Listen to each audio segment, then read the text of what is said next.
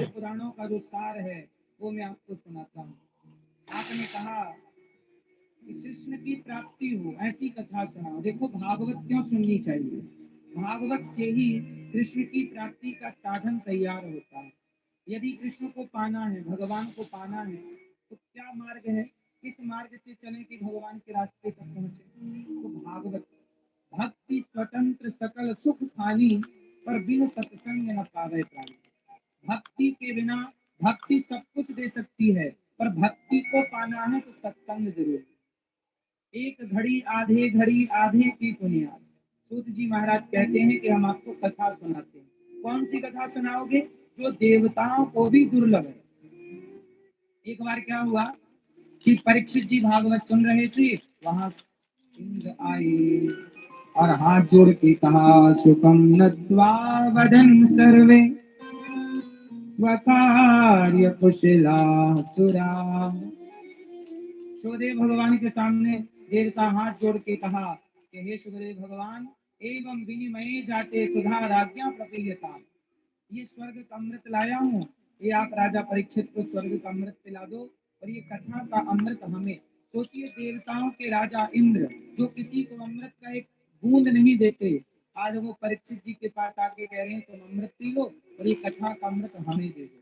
इसका मतलब ये हुआ कि स्वर्ग का अमृत यदि धरती पे आ गया है, तो इसका मतलब ये हुआ कि भागवत जितनी श्रेष्ठ है, जिनके सामने स्वर्ग का अमृत भी तुच्छ सा जान पड़ता है।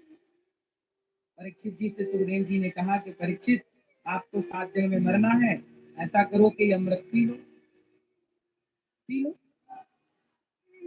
स्वर्ग का अमर हो जाओगे। परीक्षित जी ने मना कर दिया, हमें नहीं चाहिए। स्वर्ग के अमृत को भी त्याग दिया परीक्षित जी। क्यों? क्योंकि कथामृत, अभी हम कथा का अमृत पी रहे हैं ना। कथा के अमृत के आगे स्वर्ग का अमृत फीका है। सुधा कथा सुखदेव भगवान ने कहा कि तुम्हारे स्वर्ग का अमृत कांच का टुकड़ा है, और ये कथा का अमृत मणि है। इसलिए एक पलड़े पर कथा को रखा जाए, भागवत को रखा जाए, और दूसरे पलड़े पर स्वर्ग के तमाम सुखों को रखा जाए। बताओ किसका पलड़ा भारी होगा? बोलो मैया, किसका पलड़ा भारी? इसकी एक कथा है, कहो तो सुनाऊं। एक बार वशिष्ठ जी और विश्वामित्र जी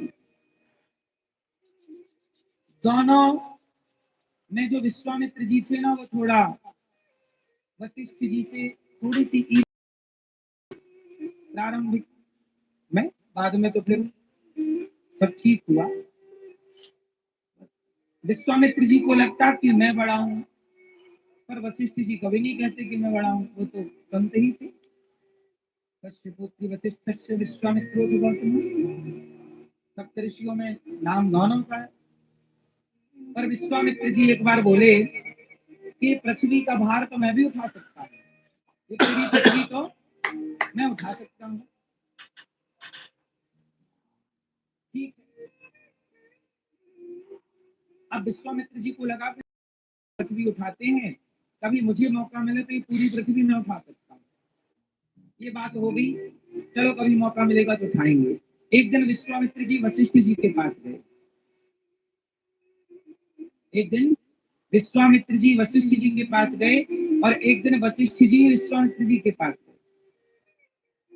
तो क्या हुआ? सबसे पहले वशिष्ठ जी विश्वामित्र जी के पास गए, और वशिष्ठ जी का स्वागत सत्कार विश्वामित्र जी ने किया, खूब स्वागत किया। और वशिष्ठ जी ने विश्वामित्र जी ने कहा कि आप हमारे अतिथि हैं, हम आपको दक्षिणा देना चाहते हैं। वशिष्ठ जी ने क्या बोले? मेरी तपस्या का जो आधा पुण्य है, मैं अपनी तपस्या का आधा पुण्य वशिष्ठ जी आपको संकल्पित करता हूँ, आपको छोड़ता हूँ, अर्थात आपको देता हूँ। संतों के पास तो पुण्य है ना, मेरा पुण्य आप ले लीजिए, आधा पुण्य आपका।